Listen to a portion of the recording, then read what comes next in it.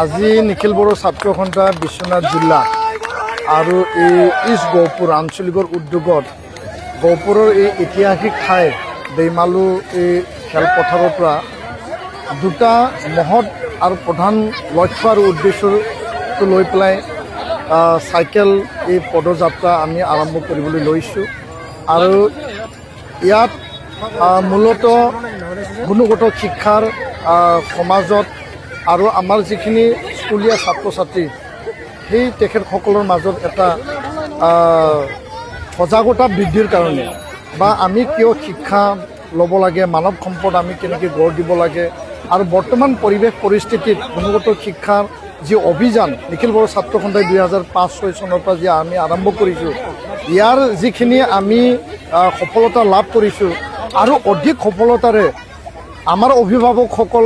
আমাক মানে ছাত্ৰ ছাত্ৰীসকল, শিক্ষাগুৰুসকল আৰু সমাজখন আমি সুস্থিৰ শান্তি এটা পৰিৱেশ কেনেকৈ সৃষ্টি কৰি পেলাই ভাল পৰিৱেশ কেনেকৈ আমি গঠন কৰি দিব পাৰোঁ তাকে আমি প্ৰচেষ্টা অব্যাহত ৰাখিছোঁ আৰু ইয়াৰে এটা অভিযান। 2 নম্বৰ কথাটো হ'ল সমাজত আজিৰ তাৰিখত বহুতো সমাজ বিৰোধী অনৈতিক মানে এণ্টি ছ'চিয়েল কাৰ্যকলাপবিলাক হৈ আছে আৰু ইয়াত যিহেতু অসম অৰুণাচল বৰ্ডাৰ আৰু এই বৰ্ডাৰ এৰিয়াবিলাকত ড্ৰাগছৰ যিবিলাক বেহা, সুৰাৰ যিবিলাক বেহা, ইলিগেল যিবিলাক মানে ইয়াত ড্ৰাগছ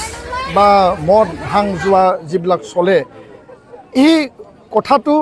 মানে আমাৰ মৰ্মে উপলব্ধি কৰিছোঁ, দেখিছোঁ যে বহুতো ল'ৰা ছোৱালী ড্ৰাগছৰ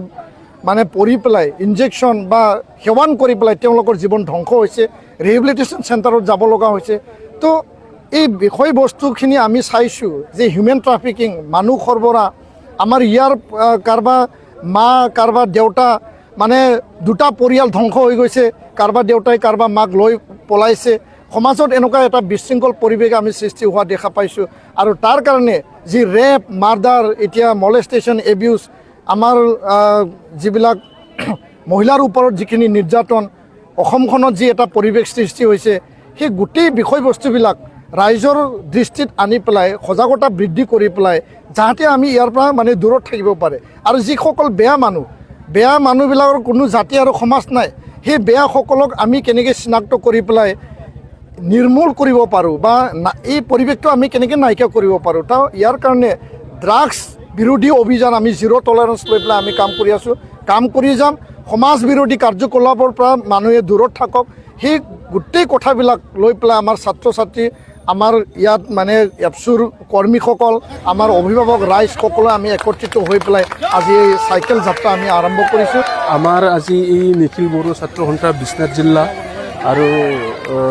ইষ্ট গহপুৰ এপছু কৰ্মীসকলে আজি আমি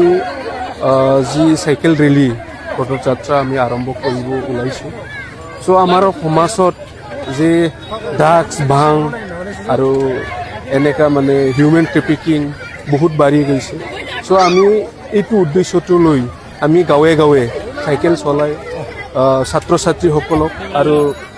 ৰাইজক আমি ইয়াৰ পৰা মানে সজাগতা কৰিব ওলাইছোঁ।